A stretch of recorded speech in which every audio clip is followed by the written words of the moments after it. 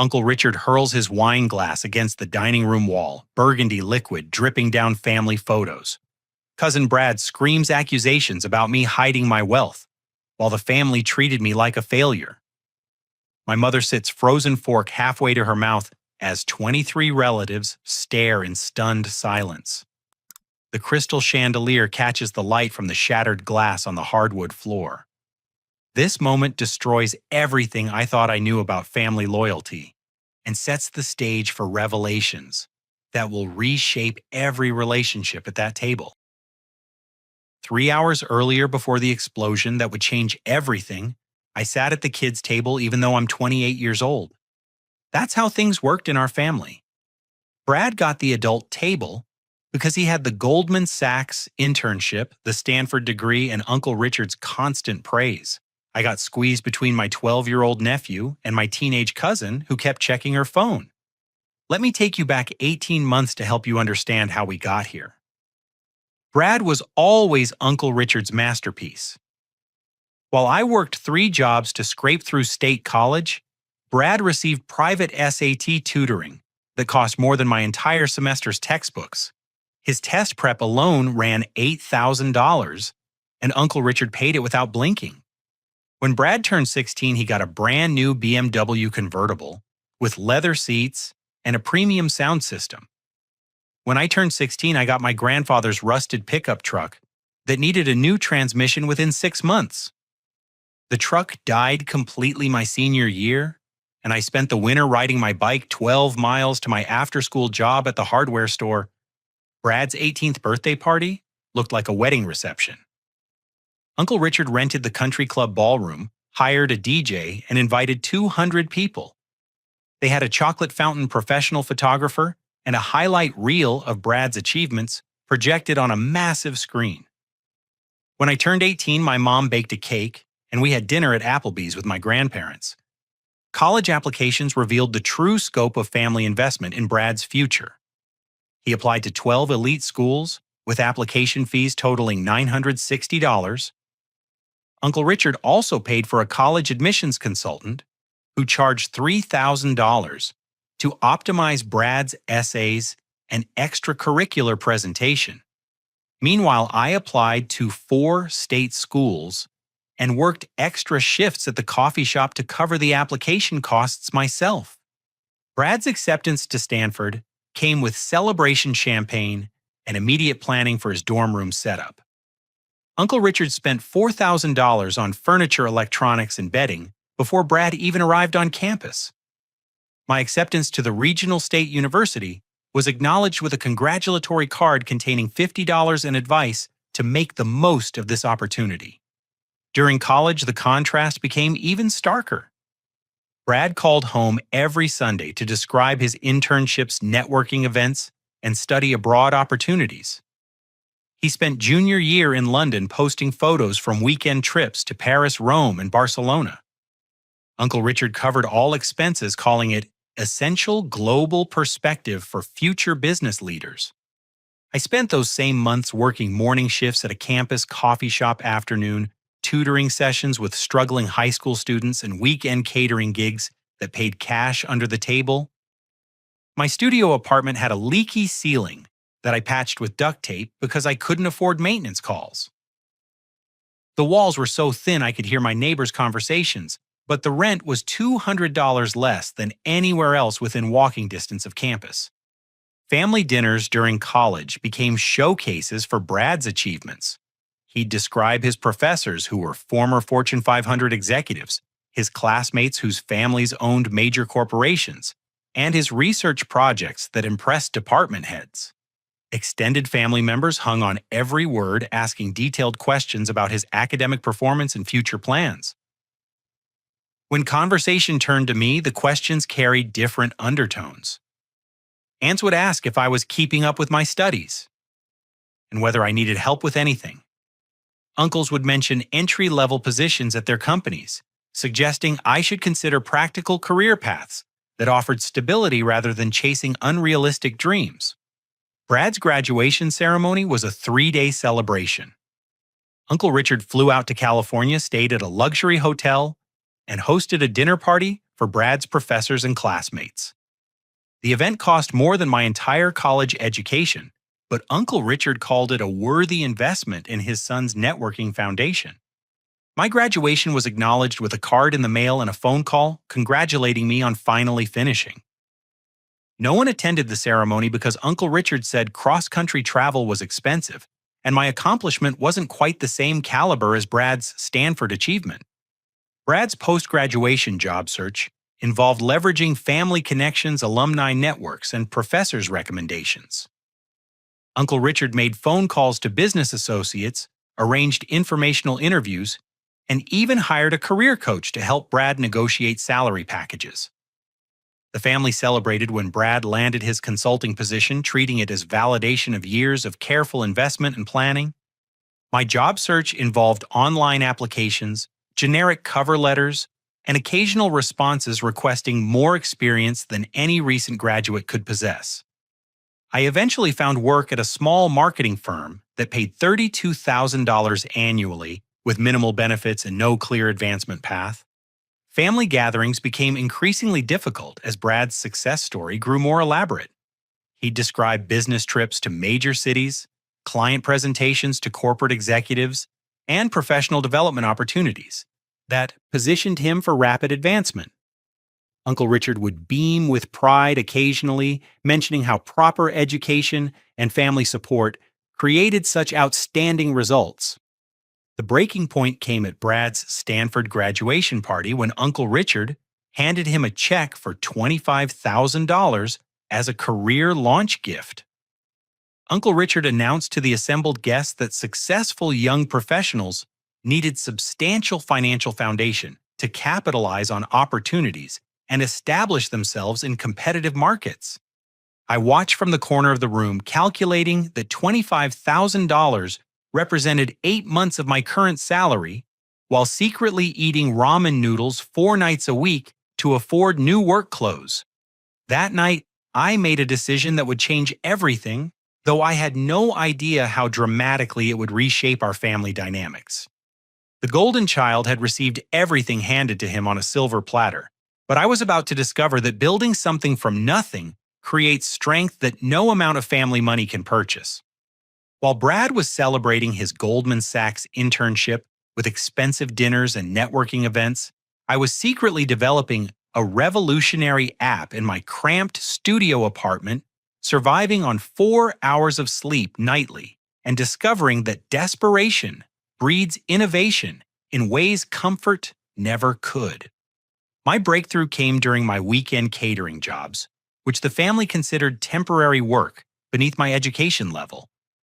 I noticed restaurant owners constantly struggling with inventory waste delivery coordination and supplier communication failures that cost them thousands of dollars monthly. These small business owners faced problems that seemed impossible to solve with their limited resources and time constraints. Maria Gonzalez owned a family Mexican restaurant 3 blocks from my apartment, where I picked up catering orders twice weekly. She worked 16-hour days managing everything from food preparation to customer service, but her biggest frustration was predicting ingredient needs. Too little meant disappointed customers and lost revenue. Too much meant spoiled food and wasted money that her thin profit margins couldn't absorb. One evening, Maria mentioned losing $1,200 worth of fresh produce because an unexpected rainstorm kept customers home during what should have been their busiest weekend. She explained how weather, local events, sports schedules, and even social media trends affected customer traffic in ways that seemed random and unpredictable. That conversation sparked an idea that consumed my thoughts for weeks. I started researching data patterns, weather correlations, and inventory management systems during my breaks between classes and work shifts. Most existing solutions cost thousands of dollars monthly and required complex integration that small restaurants couldn't afford or maintain. I taught myself programming languages through free online courses, staying awake until 3 a.m. watching tutorials and practicing code, while Brad posted Instagram photos from Silicon Valley networking mixers. My learning curve was steep because I had no computer science background, but desperation and curiosity drove me through frustrations that would have stopped someone with more comfortable alternatives. My first prototype was crude but functional. I created a system that analyzed historical sales data alongside weather forecasts, local event calendars, and seasonal patterns to predict restaurant traffic with surprising accuracy.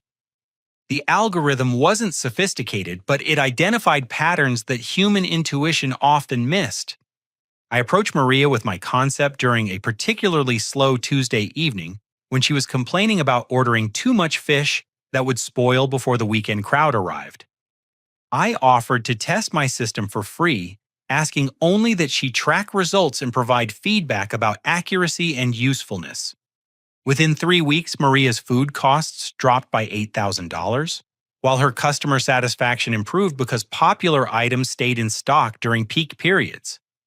She was amazed that my simple system could predict busy nights better than her 20 years of restaurant experience, especially when it correctly anticipated increased demand during a local festival she'd forgotten was scheduled.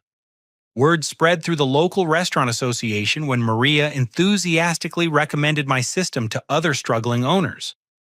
I started charging modest fees, reinvesting everything into improving the platform, and adding features that addressed specific pain points I discovered through client feedback. The exhaustion was overwhelming as I maintained my secret double life. Family gatherings became elaborate performances where I pretended to struggle financially while actually managing a growing client base and developing sophisticated business relationships. When Brad complained about his demanding internship schedule, I bit my tongue about working 80-hour weeks building something from scratch with no safety net or family support. My first major breakthrough came when Giuseppe Romano, owner of a regional Italian restaurant chain with 7 locations, heard about my system through Maria's recommendation. Giuseppe's operation was large enough to have significant purchasing power, but small enough that inventory waste seriously impacted profitability. Giuseppe tested my platform across 3 locations for 2 months before implementing it chain-wide. The results exceeded both our expectations.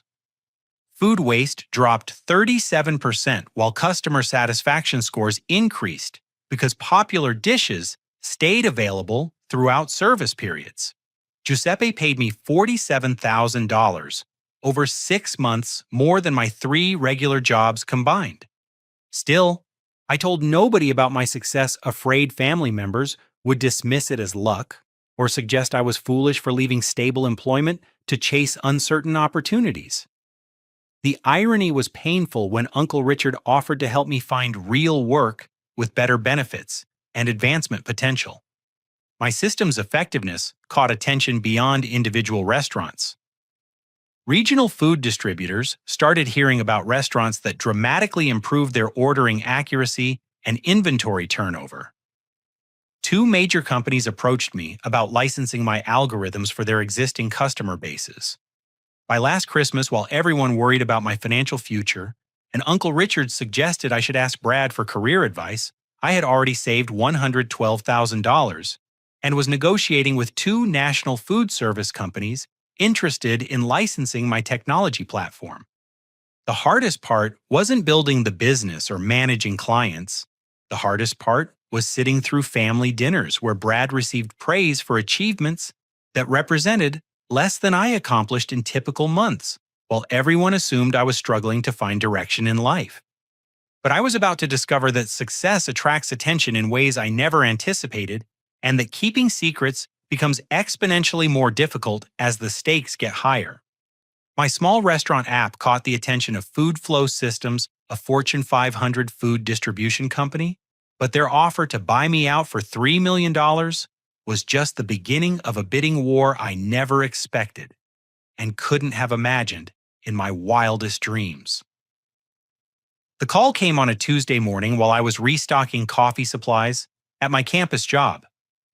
Jennifer Martinez, Food Flow's VP of Technology Innovation, had heard about my platform through their restaurant clients who were achieving unprecedented inventory efficiency. She wanted to schedule a meeting to discuss acquisition opportunities. I nearly dropped the phone when she mentioned $3 million as an opening figure. That amount represented more money than anyone in my family had ever possessed, including Uncle Richard's insurance agency that he'd built over 25 years. But Jennifer explained this was preliminary interest based on limited information, and actual valuation would require comprehensive due diligence. Within 2 weeks, I was sitting in boardrooms, wearing my one good suit, negotiating with executives who earned more in annual bonuses than most people made in entire careers. The experience was surreal because I still lived in my studio apartment with the leaky ceiling, eating grocery store pasta while discussing multi-million-dollar business transactions.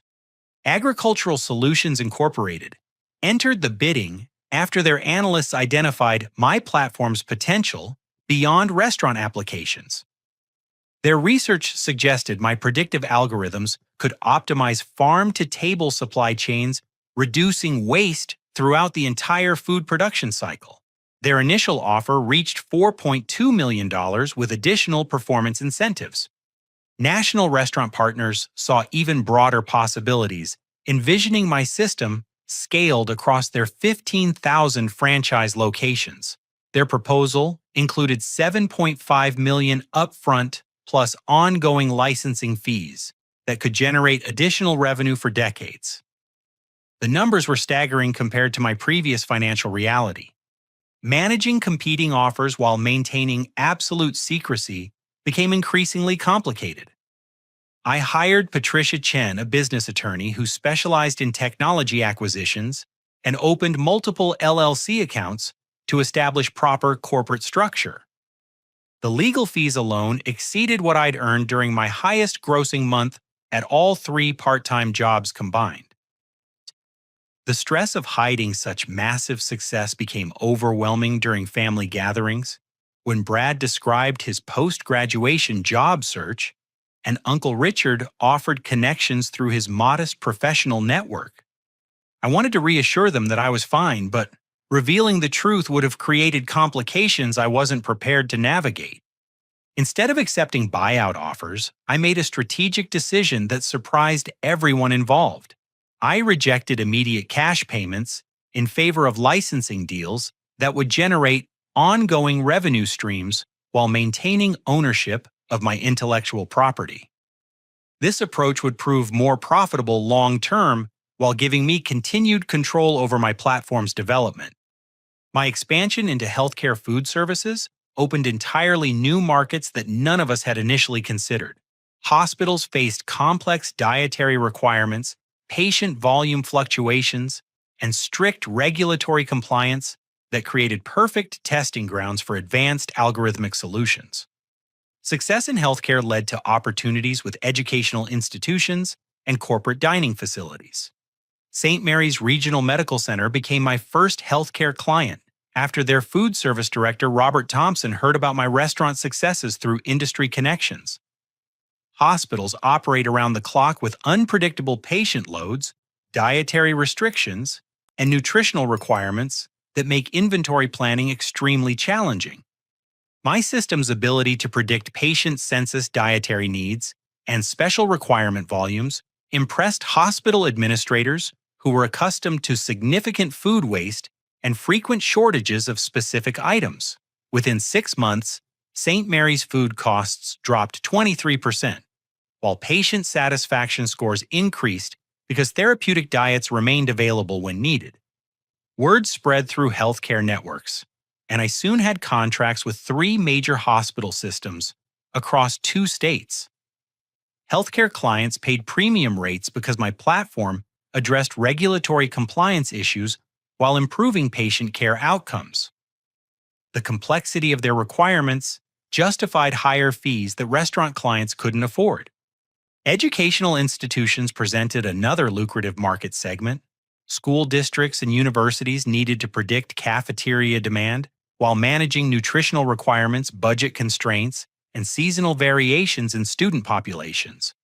My platform's ability to incorporate academic calendars, sports schedules, and special events into demand forecasting proved invaluable for education food services. Corporate dining facilities offered the highest profit margins, because they served predictable populations with stable schedules and consistent preferences. Office buildings, manufacturing plants, and technology campuses needed reliable food service that could accommodate meeting schedules, shift changes, and corporate events without excessive waste or shortages. The contracts kept growing larger and more sophisticated. Tech giant Morrison Industries signed a deal worth $800,000 annually to manage food services across their 12 campus locations. Their complex requirements included accommodating dietary restrictions, cultural preferences, and variable staffing levels that changed seasonally. My platform's success attracted attention from private equity firms interested in scaling successful technology companies. Harrison Capital Management approached me with acquisition proposals that valued my business at unprecedented levels, but I wasn't ready to sell something I'd built from nothing in my studio apartment. By the time Thanksgiving approached, my annual recurring revenue had exceeded $4 million, with 18-month projections reaching $8.7 million. The platform served over 200 clients across multiple industries, employed 6 full-time developers, and generated more monthly profit than Uncle Richard's insurance agency earned annually. Yet I still sat at the kids' table during family gatherings, listening to Brad describe his $38,000 starting salary while receiving congratulations from relatives who had no idea their struggling family member was building a technology empire that would soon be valued at $27 million. The irony was becoming unbearable, but I was about to discover that family dynamics built on assumptions and misconceptions can explode in ways that change everything permanently. 3 weeks before Thanksgiving, I discovered Uncle Richard had been bad-mouthing me to extended family members, calling me the disappointment and suggesting I was wasting my potential while Brad represented the family's future and everything parents hoped their children could accomplish. I overheard the phone conversation while visiting my mother to help with yard work that she couldn't manage alone. Uncle Richard's voice carried through the kitchen window as he talked to Aunt Susan about family dynamics and his concerns about my direction in life. "James is a good kid, but he's just not applying himself," Uncle Richard said, while I raked leaves beneath the open window. "Brad works hard, sets goals, and achieves results. James seems content with these little part-time jobs that don't lead anywhere meaningful." The conversation continued for 20 minutes, as Uncle Richard expressed worry about my lack of ambition and suggested the family should stage an intervention about my concerning lifestyle choices. He specifically mentioned that I might become a burden on family members who had worked hard to establish financial stability and professional success. "It's not fair to Brad that James might expect career advice or financial assistance," Uncle Richard explained to Aunt Susan. "Brad shouldn't have to carry the weight of helping someone who won't help themselves. We need to protect our successful children from enabling dependent behavior." Uncle Richard's concerns extended beyond immediate family members. He'd been discussing my situation with cousins, aunts, and uncles, creating a narrative where I represented everything parents feared their children might become without proper guidance and motivation. Brad had become the success story while I served as the cautionary tale. The conversation revealed Uncle Richard's suggestions that I should consider trade school, military service, or other structured environments that might develop the discipline and direction he believed I lacked. He'd researched programs that accepted adults in their 20s who needed career redirection and were willing to discuss options with my mother. Hearing family members analyze my perceived failures while I generated more monthly revenue than Uncle Richard's insurance agency earned annually was emotionally devastating. The man calling me directionless had no idea that 3 Fortune 500 companies were competing to acquire technology I'd developed in my spare time. I researched Uncle Richard's financial situation and discovered his insurance agency's annual revenue was approximately $1.8 million, with profit margins around 12%. My business generated more quarterly revenue than his agency earned in entire years, yet he was positioning himself as the family's financial wisdom authority. Brad's salary, while respectable for a new graduate, represented less than I paid in quarterly business taxes. His consulting position offered good advancement potential, but his current compensation was smaller than typical monthly payments from my major clients. The mathematical comparison would have been laughable if the emotional impact wasn't so painful. The internal struggle between revealing my success and protecting my privacy intensified as family members prepared for Thanksgiving gatherings.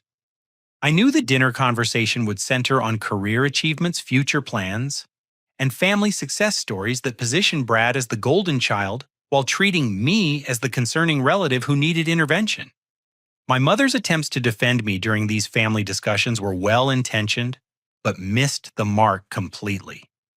She emphasized my work ethic, kindness, and reliability without knowing that those exact qualities had enabled me to build a multi-million-dollar business from nothing while maintaining humility and authentic relationships.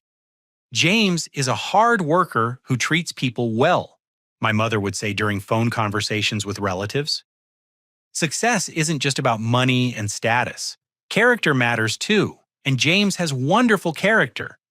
She was absolutely right, but her defense reinforced the family's perception that I was a good person who lacked professional ambition and financial success. Nobody understood that my character and work ethic had created unprecedented business achievements that I was choosing to keep private. The breaking point arrived via certified mail on the same day Uncle Richard called my mother to suggest organizing a family meeting about my concerning lack of direction and financial stability. Harrison Capital Management's acquisition offer valued my company at $27 million with terms that would make me wealthier than anyone in our family's history. I sat in my studio apartment holding a document that represented life-changing money while Uncle Richard planned interventions to help me develop basic career direction. The irony was overwhelming, but I realized that Thanksgiving dinner would force me to choose between continuing this charade and defending my dignity once and for all. The choice was about to be made for me in ways I never anticipated, because family dynamics built on false assumptions can only withstand so much pressure before they explode completely. The Thanksgiving dinner conversation took an unexpected turn when Aunt Patricia innocently asked me about my job situation, and Brad interrupted to offer career advice, triggering the moment I finally decided to speak my truth and shatter every assumption my family had built about my life. 23 family members gathered around tables in Uncle Richard's spacious dining room, surrounded by expensive artwork and furniture that demonstrated his insurance agency's success. The conversation naturally centered on achievements, career progression, and future plans that showcased family accomplishments and aspirations. Brad commanded attention as he described his new consulting position downtown Seattle apartment and plans for MBA programs that would accelerate his advancement into senior management roles. Extended family members asked detailed questions about his client projects, professional networking opportunities, and salary progression timeline. The consulting industry offers incredible learning experiences, Brad explained while cutting his turkey with confident precision. I'm working with Fortune 500 companies on strategic initiatives that impact their entire operations. My project manager says I have natural leadership abilities that position me for rapid promotion. Uncle Richard beamed with pride as Brad described business trips to major cities, presentations to corporate executives, and professional development seminars that expanded his industry knowledge. The family celebration felt like validation of years of careful investment in Brad's education and career foundation. Cousin Sarah mentioned Brad's networking skills and suggested other young family members could benefit from his connections and professional insights. Aunt Margaret asked about Brad's 5-year plan, nodding approvingly when he outlined goals for senior consultant status and eventual partnership track positioning. When conversation shifted toward me, the questions carried completely different undertones that revealed family assumptions about my situation and prospects. Aunt Patricia's inquiry about my job situation was well intentioned, but loaded with implications about instability and lack of clear direction. "Are you still doing those various part time jobs, James?" Aunt Patricia asked while passing the stuffing. "Have you considered looking for something more stable with benefits and advancement opportunities? The economy is good right now for people willing to work hard." Cousin Sarah immediately offered suggestions about leveraging Brad's professional connections for informational interviews or entry level positions at reputable companies. "Brad knows people in different industries who might be willing to help you get started somewhere with growth potential. Uncle Richard mentioned knowing someone at the regional bank who might consider me for customer service positions that offered decent pay and professional development training. It's not glamorous work, but it teaches business fundamentals and provides steady income while you figure out your long-term direction." The well-meaning suggestions felt like gentle interventions designed to guide me toward conventional career paths that offered security and respectability. Every comment reinforced the family narrative that I was a good person who needed help finding professional focus and financial stability. Brad, emboldened by family support and confident in his own success, began offering unsolicited career advice that demonstrated his complete misunderstanding of my actual situation. His tone carried the condescension of someone who believed he'd figured out life while others were still struggling with basic direction. "The key is building a professional network," Brad explained while gesturing with his wine glass. "Young professionals need mentorship and guidance from people who understand how business really works. You can't just hope opportunities will appear without making strategic connections." Brad continued his lecture about setting realistic financial goals, developing marketable skills, and positioning yourself for advancement in competitive industries. He suggested I should be grateful for family members willing to help me figure out my life direction, and mentioned that successful people have obligations to guide those who are struggling. The phrase "those who are struggling" echoed in my mind as I calculated my company's daily revenue stream, which exceeded Brad's monthly salary. His advice about professional networking was particularly ironic because my client base included executives from companies much larger than his consulting firm's typical accounts. My internal war between protecting family relationships and defending my dignity reached a critical threshold as Brad's condescension escalated. Every suggestion felt like another layer of misunderstanding that I'd allowed to build by maintaining my privacy about business achievements that transformed my financial reality. "James, you're smart and hardworking," Brad said, with the patronizing tone of an older brother addressing a struggling sibling. "You just need focus and direction. I'd be happy to review your resume and provide interview coaching. Sometimes an outside perspective helps identify strengths you don't recognize yourself." The breaking point arrived when Brad suggested that I should appreciate family members who cared enough to offer guidance during my transitional period. He implied that my current situation was temporary confusion, that proper mentorship could resolve, positioning himself as the successful family member with wisdom to share. "The important thing is not giving up." Brad continued his unsolicited counseling session.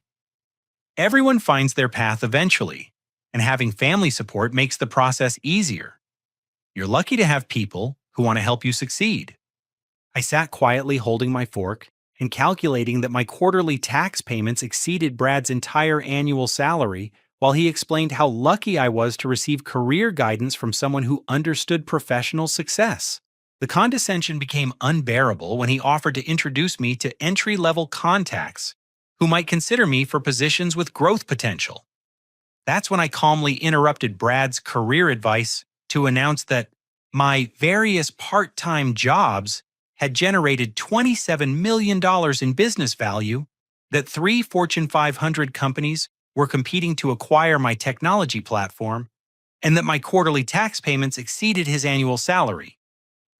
The silence that followed was absolute and devastating, broken only by Uncle Richard's wine glass shattering against the wall as he exploded with accusations of lying and attention-seeking behavior designed to humiliate the family. Uncle Richard's wine glass shattered against the wall with enough force to crack the picture frame holding Brad's Stanford graduation photo, but the real shock came when I pulled out my phone and showed the acquisition offer's bank statements and client contracts that proved every word was true. The immediate aftermath unfolded like a slow-motion catastrophe that nobody could stop or reverse. Uncle Richard's face cycled through confusion, anger, and embarrassment as he processed information that contradicted everything he believed about family dynamics and success hierarchies. "This is impossible," Uncle Richard stammered while burgundy wine dripped down the dining room wall. "You're living in that tiny apartment working at coffee shops. Nobody builds multi-million-dollar companies in secret while pretending to struggle financially." I unlocked my phone and displayed the Harrison Capital Management acquisition offer with calm precision that silenced every doubt and objection. The document showed my legal name, company details, and valuation figures that were impossible to fabricate or misinterpret. 23 family members leaned forward to examine the screen, their expressions shifting from skepticism to amazement as they processed numbers that exceeded anything they'd ever imagined possible. The document was official, detailed, and undeniably authentic in ways that transformed their understanding of reality. Brad sat frozen with his fork halfway to his mouth, his career advice hanging in the air like a bad joke that nobody found funny. The consultant who'd been lecturing me about professional networking was staring at acquisition offers from companies 10 times larger than his firm's biggest clients. Aunt Patricia apologized repeatedly for her job situation question. Her face flushed with embarrassment about treating me like someone who needed career intervention. "James, I had no idea. We all thought you were struggling to find direction. Why didn't you tell us about your success?" Cousin Sarah's expression evolved from pity to something resembling awe as she examined my phone screen and compared my business achievements to anything our family had accomplished. Her suggestions about leveraging Brad's connections suddenly seemed absurd given the scope of my professional network. My mother covered her mouth with both hands, torn between pride in my accomplishments and shock that her son had kept such massive success secret for so long. She'd spent months defending my character while having no idea that my business empire was generating more revenue than most established companies. Uncle Richard's explosion focused on feeling deceived and manipulated by someone he'd trusted to be honest about their circumstances. His accusations revealed deep insecurities about his own modest success compared to achievements that redefined our family's financial landscape. "You made us all worry about your future while you were secretly building wealth that makes our entire family look like amateurs," Uncle Richard shouted while pointing at wine stains on his expensive carpet. "What kind of person pretends to struggle while laughing at everyone else's concerns?" The confrontation escalated as Uncle Richard's wounded pride transformed into aggressive hostility that searched for ways to diminish my achievements or find fault with my choices. He accused me of psychological manipulation, designed to make family members feel foolish about their own accomplishments. Brad's reaction evolved from shock to defensive anger as he struggled with suddenly being repositioned from family success story to modest achiever whose advice was irrelevant. His carefully constructed identity as the golden child crumbled when confronted with business success that dwarfed his consulting career. "Why did you need to hide this from us?" Brad demanded with rising voice that cracked under emotional pressure. "Were you enjoying watching us worry about your future? Did it make you feel superior to let us think you needed help?" I attempted to explain my reasons for maintaining privacy, emphasizing that I wanted to avoid unwanted attention, protect business relationships, and prevent family dynamics from becoming complicated by wealth disparities that could damage authentic connections. My explanation fell on deaf ears as emotions ran high and family members processed their shifted understanding of relationships they thought they knew. The revelation created cognitive dissonance that was difficult to resolve without questioning everything they'd assumed about success achievement and family hierarchies. Brad accused me of arrogance and implied that my secrecy proved I thought I was better than everyone else in the family. You could have helped people instead of watching them struggle while you counted your millions in secret. That's not humble, that's cruel. The argument reached peak intensity when Brad declared that my behavior was manipulative and selfish, designed to stroke my ego while making others feel inadequate about their own achievements. He stood up from the table, throwing his napkin down with theatrical disgust. I don't need to sit here and listen to someone who thinks lying to family is acceptable behavior, Brad announced while pushing his chair back with enough force to knock over his water glass. Enjoy your money, James. I hope it was worth destroying everyone's trust. Brad stormed toward the front door, grabbing his coat with angry movements that demonstrated his emotional turmoil and wounded pride. Family members watched in stunned silence as the golden child prepared to make a dramatic exit from the ruins of Thanksgiving dinner.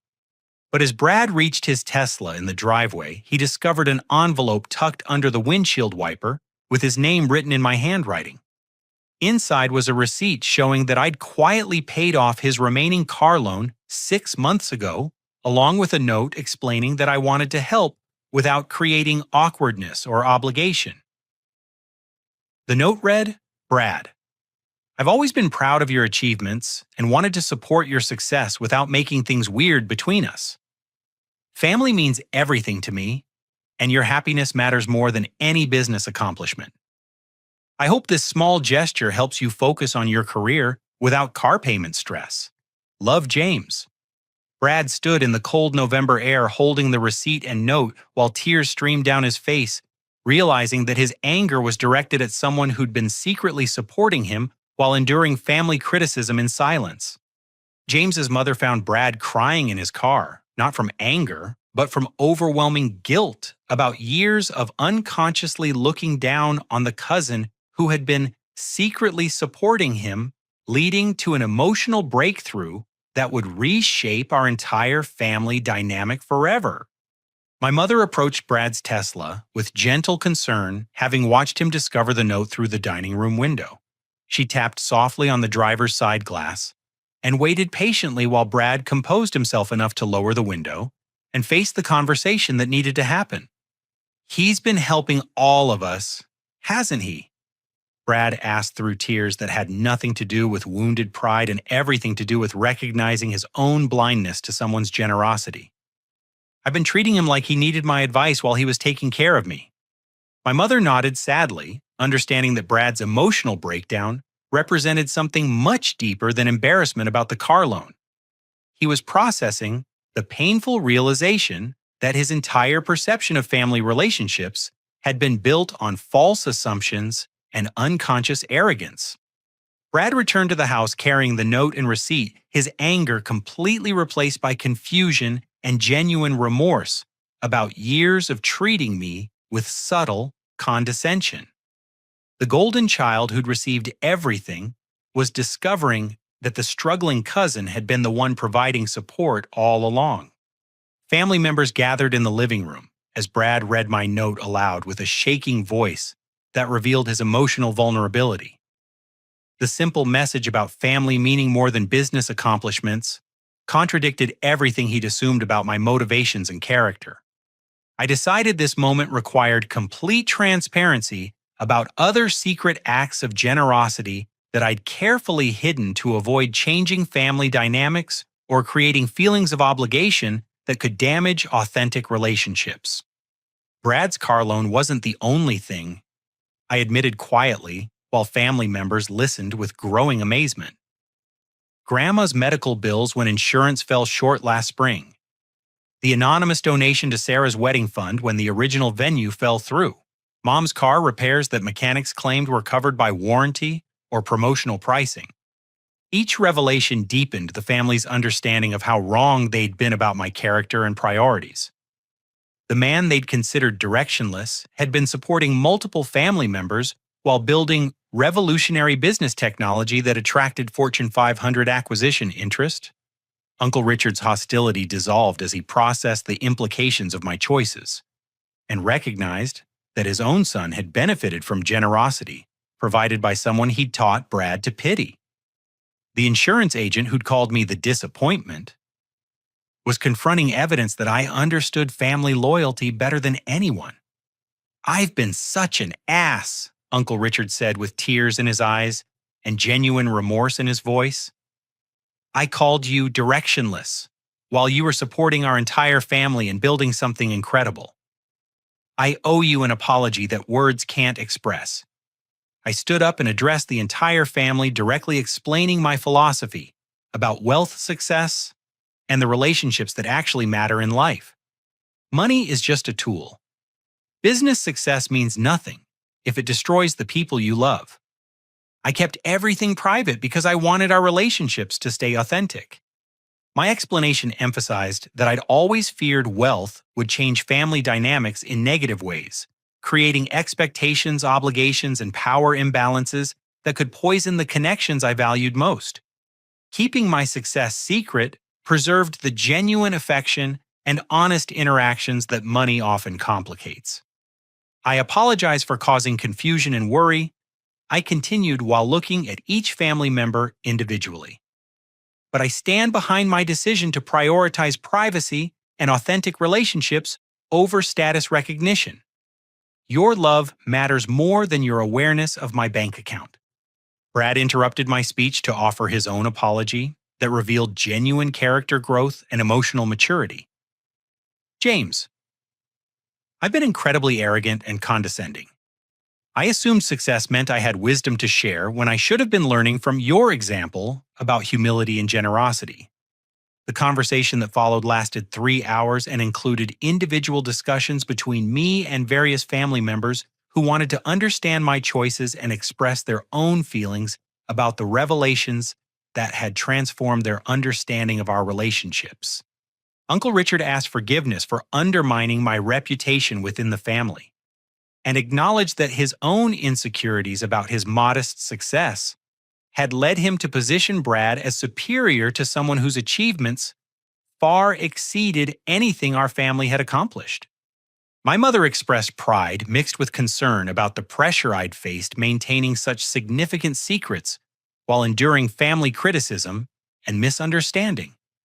She promised to support my choices regardless of whether she completely understood my reasoning. Extended family members shared their own guilt about treating me like someone who needed intervention when I'd actually been the family member providing support and demonstrating the strongest character. Their assumptions had been based on visible markers rather than actual understanding.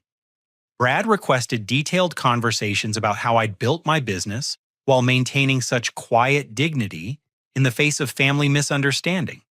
He wanted to learn from my example rather than continue assuming he had superior knowledge about professional success. As evening approached and family members prepared to leave, I made an announcement that surprised everyone and demonstrated my commitment to using success for positive family impact rather than personal aggrandizement. I'm establishing a family scholarship fund worth $5 million to support education and entrepreneurship among younger family members. I declared while watching their faces process this unexpected generosity. But recipients must demonstrate genuine effort and humility rather than just academic achievement. The scholarship conditions emphasized character development, community service, and respect for others regardless of their circumstances or apparent success levels. I wanted future generations to understand that how you treat people during your journey matters more than what you achieve at the destination. The fund will support family members who work hard, treat others well, and remember that success without character is meaningless. I explained while thinking about my own experiences building business achievements while maintaining authentic relationships and genuine humility. Uncle Richard asked if he could contribute to the scholarship fund, wanting to demonstrate his own commitment to family values that prioritized character over status recognition. Brad offered to volunteer his time mentoring younger family members about professional development and career planning. The evening ended with family members sharing stories about times they'd misjudged people based on appearances rather than character, and discussing how they could create more supportive environments that valued authenticity over conventional success markers. Brad stayed after other relatives left, wanting private conversation about our relationship and his gratitude for support he'd never recognized or acknowledged. I don't deserve your generosity, James. I've been treating you like someone who needed my help when you were the one helping me. I assured Brad that family relationships weren't transactional and that his happiness mattered to me regardless of our relative success levels or professional achievements. We're cousins who grew up together. Your success makes me proud, and I hope my success makes you proud too. The most important lesson from our Thanksgiving disaster was that true success isn't measured by what you achieve, but by how you treat people during the journey toward your goals.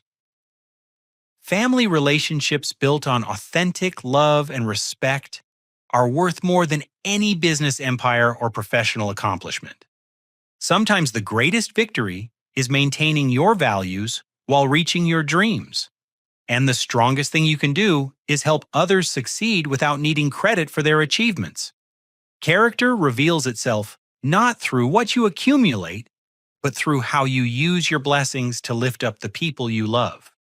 Money and professional success are temporary, but the impact you have on other people's lives creates lasting legacy that extends far beyond quarterly earnings reports or acquisition offers.